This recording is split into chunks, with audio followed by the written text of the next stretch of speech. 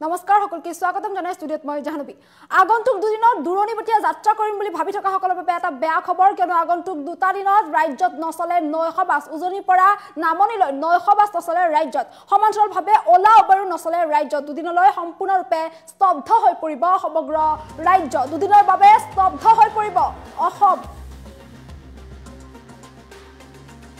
উজনি নামনিলৈ নচলে নৈশ বাছ নচলে দুদিনলৈ আনকি ওলা উবেৰ পৰ্যন্ত এতিয়া ৰাজ্যত নচলিব ওলা উবেৰ নচলিব ৰাজ্যত দুদিনৰ বাবে সমগ্ৰ ৰাজ্য এতিয়া স্তব্ধ হৈ পৰিব ৰেলৰ ইন্ধনো যোগান নধৰে ইন্ধন পৰ্যন্ত যোগান ধৰা নহয় পেট্ৰল ডিজেলৰ এতিয়া অভাৱ ঘটিব আগন্তুক দুটা দিনত ৰাজ্যত কাইলৈৰ পৰা দুদিনৰ বাবে নাপাব সিলিণ্ডাৰ কাইলৈ অৰ্থাৎ 5 জানুৱাৰীৰ পৰা নাপাব সিলিণ্ডাৰ কঠোৰ সিদ্ধান্ত গ্ৰহণ কৰিছে পেট্ৰলিয়াম মজদুৰ ইউনিয়নে মটৰ শ্ৰমিকৰ এই যে যৌথ মঞ্চৰ উদ্যোগত এই এতিয়া ধৰ্মঘট আয়োজন কৰা হৈছে আৰু নৈশ বাছৰ চালকেও দুদিন বন্ধ ৰাখিব এতিয়া বাছৰ সেৱা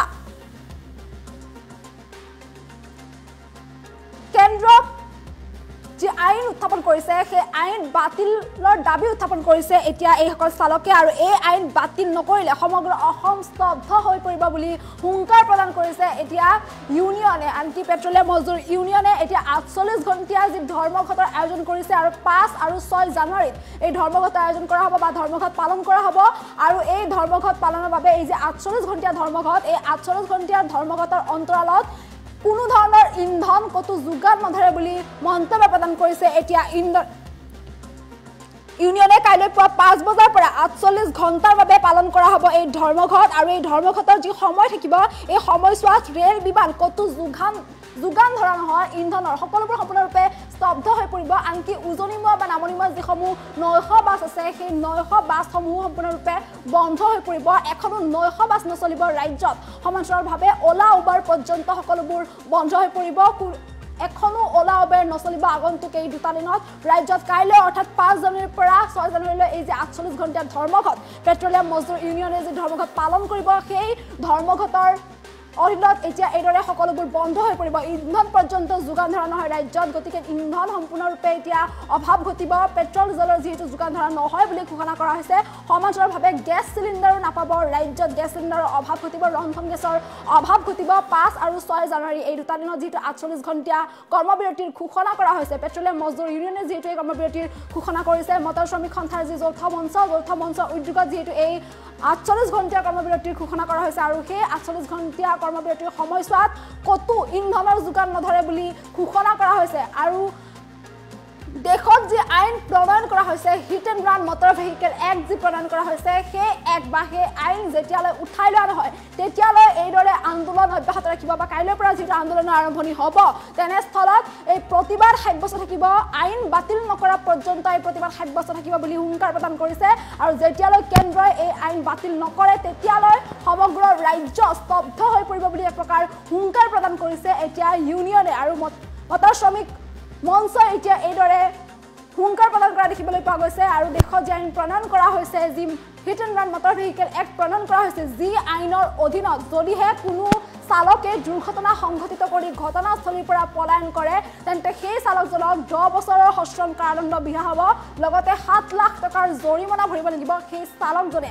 আৰু সেই আইনৰ এতিয়া তীব্ৰ বিৰোধিতা কৰিছে দেশৰ চালকসকলে ট্ৰাক বা চালকসকলে এতিয়া তীব্ৰ বিৰোধিতা কৰা দেখিবলৈ পোৱা গৈছে আৰু সেই বিৰোধিতা কৰি দেশৰ প্ৰান্তে এতিয়া ইয়াকে লৈ প্ৰতিবাদ সাব্যস্ত কৰা দেখিবলৈ পোৱা গৈছে চালকসকল এতিয়া ৰাজপথে ওলাই আহিছে আৰু ৰাজপথে চালক ওলাই আহি তীব্ৰ প্ৰতিবাদ সাব্যস্ত কৰা দেখিবলৈ পোৱা গৈছে কেন্দ্ৰক দাবী উত্থাপন কৰিছে শীঘ্ৰে এই আইন বাতিলৰ দাবী উত্থাপন কৰা দেখিবলৈ পোৱা গৈছে সমান্তৰালভাৱে ৰাজ্যতো ইয়াৰ প্ৰভাৱ পৰা দেখিবলৈ পোৱা গৈছে আৰু অসমতো ইয়াৰ তীব্ৰ প্ৰতিবাদ সাব্যস্ত কৰা দেখিবলৈ পোৱা গৈছে বিভিন্ন প্ৰান্তত তীব্ৰ প্ৰতিবাদ সাব্যস্ত কৰা দেখিবলৈ পোৱা গৈছে মঙ্গলবাৰৰ দিনটোত অসম ত্ৰিপুৰা সংযোগী যি 8 নং ৰাষ্ট্ৰীয় ঘাইপথ আছে 8 নং ৰাষ্ট্ৰীয় ঘাইপথত তীব্ৰ প্ৰতিবাদ সাব্যস্ত কৰা দেখিবলৈ পোৱা গৈছিল বাছ চালকসকলে নিজৰ ড্ৰাইভিং লাইসেন্স পৰ্যন্ত দলিয়াই হাতে প্লে কাৰ্ড লৈ তীব্ৰ প্ৰতিবাদ সাব্যস্ত কৰা দেখিবলৈ পোৱা গৈছিল অমিত শাহ মুৰ্দাবাদ ইত্যাদি ধ্বনিৰে তীব্ৰ প্ৰতিবাদ সাব্যস্ত কৰা দেখিবলৈ পোৱা গৈছিল চৰকাৰক দাবী উত্থাপন কৰিছিল শীঘ্ৰে এই যি আইন বাতিল কৰিবলৈ দাবী উত্থাপন কৰিছিল আনহাতে এতিয়া এই যি আইন প্ৰণয়ন কৰা হৈছে হিট এণ্ড ৰান এই আইনক চালক বিৰোধী আইন আখ্যা দিছে, কলা আইন আখ্যা দিছে এতিয়া চালকসকলে, আৰু কলা আইন আখ্যা দি এতিয়া তীব্ৰ প্ৰতিবাদ সাব্যস্ত কৰা দেখিবলৈ পোৱা গৈছে। চালকসকলৰ কথা চিন্তা নকৰি, চালকৰ বিৰোধিতা কৰি এতিয়া এইদৰে এই আইন প্ৰণয়ন কৰা বুলি অভিযোগ উত্থাপন কৰিছে এইসকল চালকে। আৰু যেতিয়ালৈ এই আইন বাতিল কৰা নহয় তেতিয়ালৈ এইদৰে আন্দোলন চলি থাকিব বা এই প্ৰতিবাদ এইদৰে সাব্যস্ত কৰি থাকিব এইসকল চালকে। আৰু হয়তো এই আইন বাতিল নকৰা পৰ্যন্ত অসম এইদৰে স্তব্ধ হৈ পৰিব বুলি এতিয়া হুংকাৰ প্ৰদান কৰিছে এইসকল চালকে, যিহেতু কাইলৈৰ পৰা অৰ্থাৎ 5 তাৰিখ আৰু 6 তাৰিখ 5 আৰু 6 জানুৱাৰীত সকলোবোৰ স্তব্ধ হৈ পৰিব। নৈশ বাছ এখনো নচলিব, উজনিমুৱা নৈশ বাছ হওক বা নামনিমুৱা নৈশ বাছ এখনো নৈশ বাছ নচলিব। সমান্তৰালভাৱে অলা উবাৰ একো নচলিব এই দুটা দিনত। তাৰোপৰি ৰন্ধন গেছৰ অভাৱ ঘটিব ৰাজ্যত, এই দুটা দিনত ৰন্ধন গেছ একেবাৰে নাপাব বুলি এতিয়া যিহেতু হুংকাৰ প্ৰদান কৰা হৈছে, তেনেস্থলত ৰন্ধন গেছৰ যোগান ধৰা নহয় বুলি এতিয়া হুংকাৰ প্ৰদান কৰিছে এইসকল চালকে। সমান্তৰালভাৱে মটৰ শ্ৰমিক সন্থা তথা পেট্ৰলিয়াম ইউনিয়ন মজদুৰৰ যি যৌথ মঞ্চ, সেই যৌথ মঞ্চ এতিয়া এক প্ৰকাৰ এইদৰে ঘোষণা কৰা দেখিবলৈ পোৱা গৈছে। আনহাতে এই 48 ঘণ্টাত বা এই 48 ঘণ্টাৰ যি কৰ্মবিৰতি ঘোষণা কৰিছে, এই কৰ্মবিৰতিত কোনো পধ্যে ইন্ধনৰ যোগান ধৰা নহয় বুলি ঘোষণা কৰিছে এইসকল চালকে বা এইসকল মঞ্চই এতিয়া এইদৰে তীব্ৰ প্ৰতিবাদ সাব্যস্ত কৰা দেখিবলৈ পোৱা গৈছে। হিট এণ্ড ৰান যি আইন, সেই আইনৰ বিৰোধিতা কৰি এইদৰে তীব্ৰ প্ৰতিবাদ সাব্যস্ত কৰা দেখিবলৈ পোৱা গৈছে। আৰু কঠোৰ সিদ্ধান্ত গ্ৰহণ কৰিছে এতিয়া পেট্ৰলিয়াম মজদুৰ ইউনিয়নে, যেতিয়ালৈ চৰকাৰে এই আইন মানি নলয় বা এই আইন যেতিয়ালৈ চৰকাৰে বাতিল নকৰে, এই দাবী যেতিয়ালৈকে মানি নলয় তেতিয়ালৈকে এই প্ৰতিবাদ এইদৰে সাব্যস্ত কৰি থাকিব বুলি হুংকাৰ প্ৰদান কৰিছে এইসকল চালকে। আনকি ইয়াৰ পূৰ্বে এইসকল চালকে ইয়াকো মন্তব্য কৰিছে যে যদিহে চালক কিবা কাৰণত জেললৈ যাব লাগে তেন্তে মাহে 30,000 টকা দিব লাগিব চালকসকলক। যদিহে চৰকাৰে চালকসকলক জেললৈ গ'লে মাহে 30,000 টকাকৈ দিয়ে তেন্তে এই আইন মানি লোৱা হ'ব, অন্যথা এই আইন বাতিল কৰিব লাগিব বুলি হুংকাৰ প্ৰদান কৰিছে। আৰু যদিহে এই আইন বাতিল নকৰে তেন্তে পৰৱৰ্তী সময়ত ইয়াতকৈও বেছি ভয়ংকৰ পৰিৱেশ হ'ব পাৰে বুলি হুংকাৰ প্ৰদান কৰিছে, বা পুনৰ এক ভয়ংকৰ আন্দোলনৰ আৰম্ভণি হ'ব বুলি এইদৰে হুংকাৰ প্ৰদান কৰা দেখিবলৈ পোৱা গৈছে। আৰু এতিয়া দুদিনৰ বাবে এইদৰে স্তব্ধ হৈ পৰিব সমগ্ৰ অসম। আন্দোলন যেদিন হ'ব এদিন 24 ঘণ্টাৰ ভিতৰত এই মোদী চৰকাৰ আপোনালোকৰ প্ৰেছৰ সন্মুখত আহি হাত জোৰ কৰি ক'ব লাগিব আমি আইনখন উইথড্ৰ কৰি লৈ আছোঁ। আন্দোলন এতিয়া ষ্টাৰ্ট হ'ব, আৰু আন্দোলনৰ মুখ্য কাম নৰ্থ ইষ্টৰ পৰা 5ৰ পৰা ষ্টাৰ্ট হ'ব।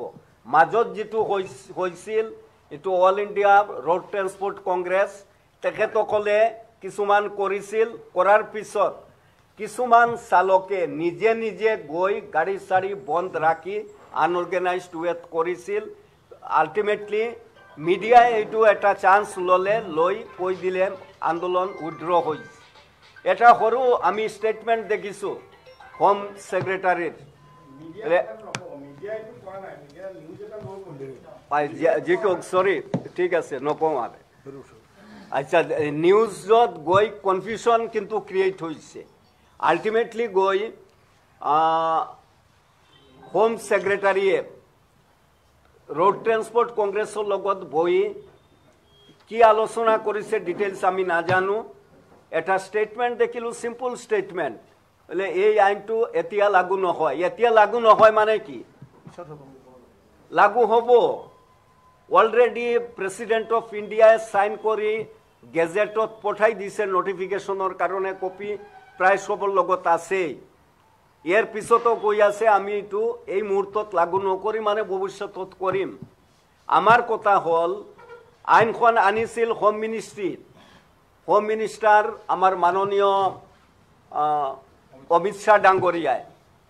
যদি এইটো উইথড্ৰ কৰিবাৰ হয়, উইথড্ৰটো কৰাই নাই, বা যদি তেখেতসকলে এইটোত অলপ লেট কৰিব খুজিছে, এই কথাখিনি হোম মিনিষ্টাৰে প্ৰেছৰ আগত আহি ক'ব লাগিছিল। কিন্তু দেখা গৈছে সৰু ষ্টেটমেণ্ট এটা, সেই ষ্টেটমেণ্টৰ ওপৰত এনেকুৱা প্ৰচাৰ চলিল যেনেকুৱা মানে আইনখনে উইথড্ৰ হৈ গৈছে, এতিয়া আৰু সমস্যা নাই। কিন্তু যিসকল চালক, যিসকল কমাৰ্চিয়েল ট্ৰেন্সপৰ্ট, যিসকলে কমাৰ্চিয়েল ভেহিকুল চলাই আছে, তেখেতসকলৰ মনৰ ভিতৰত কি চলি আছে সেই কথাটো অনুধাৱনে কৰিব পৰা নাই। বহুত চালক আছে মালিকক চাবি দি দিছে, কৈছে আমি গাড়ী নচলাওঁ, লাগিলে নাখাই মৰিম, আমি ক'ৰ পৰা 7 লাখ টকা আৰু কিহৰ কাৰণে আমি জৰিমনা দিব লাগিব। এইখিনি কথাৰ ওপৰত আমি 5 আৰু 6 তাৰিখ আমাৰ মটৰ শ্ৰমিক যৌথ মঞ্চৰ তৰফৰ পৰা আন্দোলনৰ কাৰ্যসূচী ঘোষণা কৰা হৈছে। এইটোত নৰ্থ ইষ্ট পেট্ৰলিয়াম মজদুৰ ইউনিয়ন অতপ্ৰত জড়িত। এই 2 দিন কত তেল সাপ্লাই নহব, LPG প্লেন্ট টোটেল বন্ধ থাকিব, কত এটা সিলিন্ডার রিফিল নহব, কত এটা সিলিন্ডার ডিস্ট্রিবিউট নহব, কোনো পেট্রোল পাম্পে তেল নাপায়, আনকি আপনার রেলতো তেল সাপ্লাই আমি নকরিম, লগতে আমার বর্জার এয়ারপোর্ট যেটো ওচৰত আছে হেতুতো তেল না যায়। এইটো আমাৰ নৰ্থ ইস্ট পেট্ৰোলিয়াম মজদুৰ ইউনিয়ন তৰফৰ পৰা আমি 5 আৰু 6 48 ঘণ্টিয়া কৰ্মবিৰতি পালন কৰিম। বাদবাকি যিসকল সংগঠন আছে তেখেতসকলে ক'ব, এইটো আমাৰ কথা। কিন্তু এটা কথা বন্ধুসকল আমি মনত ৰাখিব লাগিব, আন্দোলন কিন্তু স্টাৰ্ট হৈছে, এইটো বন্ধ কৰিলে নহ'ব।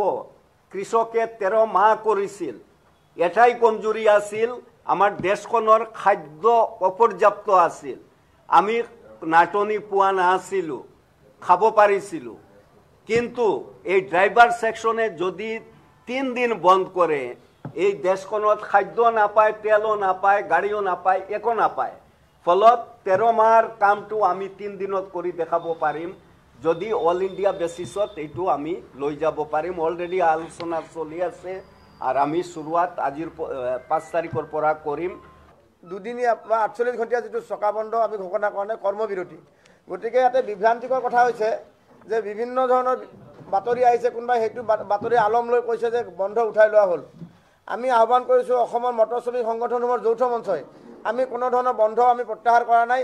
আমাৰ বন্ধ আমাৰ কাৰ্যসূচী অব্যাহত থাকিব, কাৰণ ইয়াতে অসমৰ ক্ষুদ্ৰ ক্ষুদ্ৰ মটৰ মালিক আৰু চালকসকলৰ নিৰাপত্তাৰ প্ৰশ্ন আছে, আৰু চালকসকলৰ ওপৰত যিটো শাস্তিমূলক আইন, বাকীবিলাকৰ কথা নকওঁ, ইমিডিয়েট যিটো তেওঁলোকে আইন পাছ কৰিছে হিট এণ্ড ৰান, এইটো এটা কথা। এই আইনটো আমি মানিম। আমাৰ যদি চৰ্ত চৰকাৰে পূৰণ কৰিব পাৰে, এজন চালকৰ এক্সিডেণ্ট হ'লে চালকজনক পাব্লিকে মাৰি পেলালে 50 লাখ টকা আগতীয়াকৈ সেই চালকজনৰ নামত ইঞ্চুৰেঞ্চ কৰক, 50 লাখ টকা চৰকাৰে ইঞ্চুৰেঞ্চ কৰাই দিয়ক। আৰু চালকজন জেলত গ'লে সেই চালকজনৰ পৰিয়ালক প্ৰতি মাহত 30,000 টকা খোৰাকি দিম বুলি চৰকাৰে ঘোষণা কৰক। এই দুটা চৰ্ত আমাৰ আছে। তেতিয়া আমি কি কৰিম, তেওঁলোকে যিটো আইন আনিছে সেই আইন আমি সম্পূৰ্ণ সমৰ্থন কৰিম। কেনেকৈ?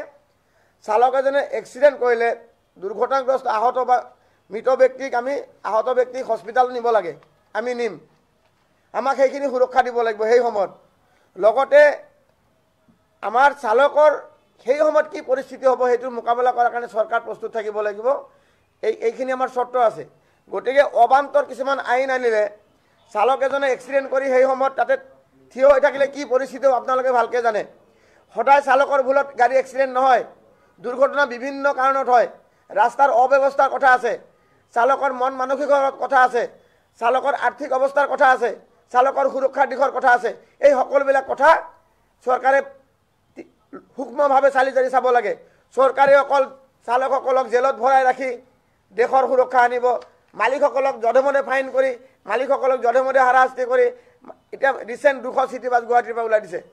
200 চিটি বাছ ভেলিড পাৰ্মিট আছে, সেই চিটি বাছ 200 চিটি বাছৰ মালিক এতিয়া কি কৰিব? তেওঁলোকে শিক্ষিত নিবনুৱা যুৱক। গতিকে চালকবিলাক কৰ্মচাৰীবিলাকৰ কি হ'ব? গতিকে এই দিশটো চৰকাৰে চাব লাগিব। চৰকাৰে একপক্ষীয়ভাৱে আইন আনিলে নহ'ব। গতিকে চৰকাৰে আইন আনিব লাগিব, বিভিন্ন দিশ চাই ৰাইজৰ সুৰক্ষা চাব লাগিব, দেশৰ অৰ্থনীতি চাব লাগিব। যিসকলে দেশৰ অৰ্থনীতি টনকিয়াল কৰিছে সেইসকলকে হাৰাশাস্তি কৰিব, সেইসকলৰ পৰা চৰকাৰে ৰাজহ সংগ্ৰহ কৰিব, অত্যাধিকভাৱে জোৰ জুলুম কৰি তেওঁলোকে টেক্স কালেকশ্যন কৰিব, আৰু চৰকাৰে তেওঁলোকৰ ওপৰত আইন জাপি দিব। আৰু এই মটৰ পৰিবহণ ব্যৱস্থাটো ধ্বংস কৰাৰ কাৰণে চৰকাৰে পৰিকল্পনা কৰিছে। সৰু সৰু মালিকবিলাকক ধ্বংস কৰিব ওলাইছে, তেওঁলোকে পুঁজিপতিৰ লগত মিত্ৰতা কৰিছে। আজি চাওক গুৱাহাটীত 100-200 চিটি বাছৰ কণ্ট্ৰাক্ট এজন মানুহক দিছে। আল্টিমেটলি কি হ'ল? 200 মালিকক মাৰি এজন মালিকক ৰজা কৰা হ'ল। আল্টিমেটলি এইটো ৰজাৰ সমৰ্থনত চৰকাৰ হৈছে, দুখীয়াৰ সমৰ্থন নহয়। দুখীয়াৰ শত্ৰু চৰকাৰ এইখন। গতিকে আমি বিচাৰিছোঁ দেশৰ সুৰক্ষা, দেশৰ অৰ্থনীতিক টনকিয়াল কৰাৰ কাৰণে মটৰ শ্ৰমিক, মটৰ পৰিবহণে যিটো সেৱা দিছে এই সেৱাটো স্বীকৃতি দিব লাগে চৰকাৰে। আৰু মটৰ শ্ৰমিক বা মটৰ মালিকসকলক তেওঁলোকে ব্যৱসায়টো চলাই নিয়াৰ ক্ষেত্ৰত যিখিনি প্ৰয়োজনীয় সা সুবিধা এইখিনি দিব লাগে। গতিকে বিভ্ৰান্তিকৰ প্ৰশ্ন আনিব নালাগে। আমি আজি নকৈ কৈছোঁ, ডাঠিকে কৈছোঁ যে আমাৰ আজিৰ যিটো সংবাদমেলত আপোনালোকক স্পষ্টীকৰণ দিছোঁ যে আমি কোনো ধৰণৰ বন্ধ প্ৰত্যাহাৰ কৰা নাই। নৰ্থ ইষ্টত আমাৰ বন্ধ থাকিব, সৰুৰ পৰা ডাঙৰ গাড়ীলৈ সকলো গাড়ী বন্ধ আমি প্ৰত্যাহাৰ নকৰোঁ। আমাৰ এইটো কৰ্মবিৰতি আমি পালন কৰিম। ইয়াতে বেলেগ দ্বিতীয় কোনো কথা নাই। যেতিয়ালৈকে চৰকাৰে এই আইনটো বাতিল নকৰে, গতিকে চৰকাৰে কেনেকৈ বাতিল কৰিব, তেওঁলোকে কেবিনেট বহিব, কেনেকৈ কি কৰিব, গোটেইখিনি কথা চৰকাৰে চালি জাৰি চাই চৰকাৰৰ লগত আলোচনাখিনি হওক। এইখিনি হোৱাৰ পিছত আমাৰ এই আইন বাতিল নোহোৱালৈকে আমাৰ কাৰ্যসূচী চলি থাকিব। 48 ঘণ্টাৰ পিছত প্ৰয়োজন সাপেক্ষে আমি আলোচনা ভিত্তিত আমাৰ কাৰ্যসূচী আৰু দীঘলীয়া হ'ব পাৰে, এইখিনি কৈছোঁ। গতিকে এইটো আইনটো অকল কমাৰ্চিয়েল গাড়ীৰ কাৰণে নহয়। আপোনালোকে জানে যে ড্ৰাইভাৰ, এতিয়া CM-এ যদি গাড়ী চলাই যায় তেওঁ ড্ৰাইভাৰ লাইনতে পৰিব। অসমৰ CM-এ গাড়ী চলাই গ'লে ড্ৰাইভাৰ লাইন পৰি তেওঁ এক্সিডেণ্ট কৰিলে তেওঁৰ লগত কোনো ছিকিউৰিটি নাই। সেই সময়ত এজন মানুহ মাৰি দিলে, মানুহ মাৰি দি CM-জন অকলে ড্ৰাইভাৰ হিচাপে মানুহখিনিক ফেচ কৰিব পাৰিবনে? গতিকে মটৰ চাইকেল এক্সিডেণ্ট কৰিলে সেইটো এটা ড্ৰাইভাৰৰ লাইনতে পৰিব। গতিকে আইনটো ৰাইজৰ কাৰণে হৈছে, অকল চালকৰ কাৰণে কিছুমান বাতৰি প্ৰকাশ হৈছে, অকল ট্ৰাক চালকৰ কাৰণে বা অন্যান্য সকলো কমাৰ্চিয়েল নহয়। আমাৰ যিখিনি প্ৰাইভেট গাড়ী আছে সেইখিনি চালকৰ কাৰণে আইনটো প্ৰযোজ্য হ'ব। গতিকে এই আইনৰ আমি তীব্ৰ বিৰোধিতা কৰিছোঁ। অসমৰ ৰাইজে এই আইন বিৰোধিতা কৰিছে। গতিকে আমি যৌথ মঞ্চৰ ফালৰ পৰা আইনটো প্ৰত্যাহাৰৰ দাবী জনাইছোঁ। প্ৰত্যাহাৰ নোহোৱালৈকে আমাৰ কাৰ্যসূচী, আমাৰ যিটো কৰ্মবিৰতি সেইটো অব্যাহত থাকিব।